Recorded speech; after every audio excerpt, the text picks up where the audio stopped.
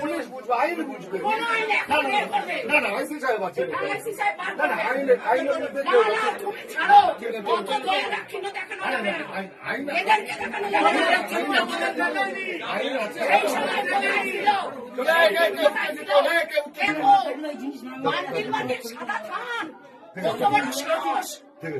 সাদা থান দেখেছে ও মেয়েদেরকে কি মনে করে?